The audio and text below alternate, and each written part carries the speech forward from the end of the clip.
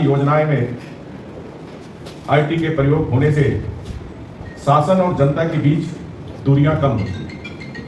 भ्रष्टाचार बिचौलियां समाप्त होती। तो सरकार की नीतियां में जितनी योजनाएं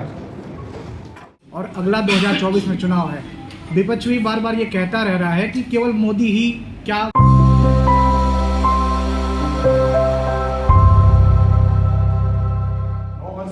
बदलाव की कहानी है।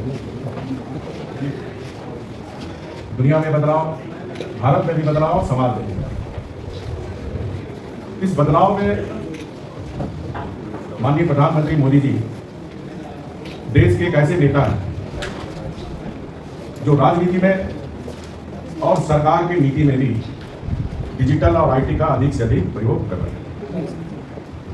और उनके प्रयोग सरकारी योजनाएं में आईटी के प्रयोग होने से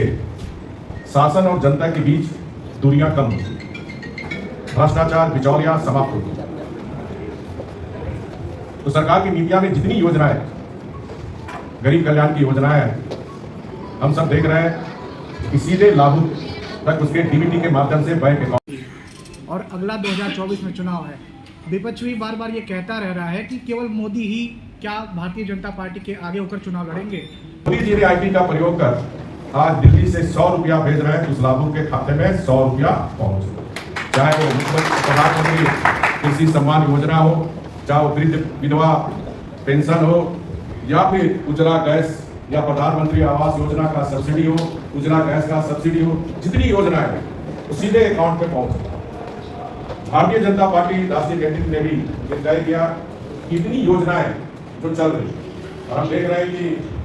प्रिंटिंग इलेक्ट्रॉनिक मीडिया के साथ साथ पूरी दुनिया में सोशल मीडिया बहुत तेजी से बढ़, सोशल मीडिया भी एक अभिव्यक्ति का माध्यम। आप अपनी भावनाओं सरकार के समक्ष, समाज के समक्ष आप इंस्टाग्राम में लिख कर अपनी अभिव्यक्ति व्यक्त कर सकते हैं। सोशल मीडिया के माध्यम से, फेसबुक के माध्यम से, ट्विटर के माध्यम से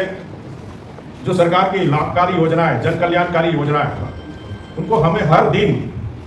ट्विटर, फेसबुक में डालने की जरूरत है, क्योंकि माननीय प्रधानमंत्री जी बार बार कहते हैं कि भारत की जनता बहुत जल्दी भूल जाती है, इसलिए बार बार याद दिलाना सोशल मीडिया के माध्यम से। हम एक बार किसी चीज को डाल के अपने कर्तव्य का एपिसरी ना समझें, एक ही योजना को हमें बार बार डालना। जिस तरह आप टीवी देखते हैं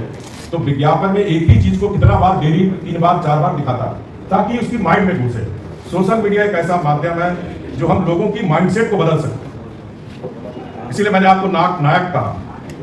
आपकी जो भूमिका है आज के इस बदलते भारत में बहुत बड़ी भूमिका है, क्योंकि देश में या देश के बाहर बहुत सारी ऐसी शक्तियां काम कर रही है जो फेक न्यूज बनाकर मोदी सरकार को बदनाम करने का भी षड्यंत्र चल रहा है। चाहे वो कांग्रेस हो, चाहे वो वामपंथी हो, चाहे भारत माता टुकड़े गैंग हो, ये सब सारी शक्तियां आज लगी हुई है कि 2024 में मोदी जी को हटाना है, बीजेपी को हटाना, जोगी जी को हटाना। तो ये जो सारी शक्ति लगी हुई,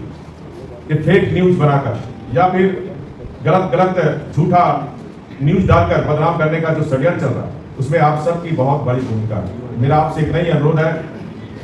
कि 9 वर्ष के शासनकाल और जोगी जी के 2017 से जो शासन चल रहे हैं, आप कंपेरिजन करें 2017 में गोरखपुर क्या है, 2023 में गोरखपुर क्या है। बहुत ऐसे काम है जिसको आप फेसबुक में डालें। दूसरा, हमारे सांसद विधायक भी अपने सांसद फंड से, विधायक फंड से अच्छे काम किए हैं, उनका भी सोशल मीडिया में डालना ताकि क्षेत्र की जनता को पता हो कि हमारे सांसद अपने सांसद निधि से अपने क्षेत्र में क्या क्या काम कराए, विधायक जी क्या क्या कराए। इन सारी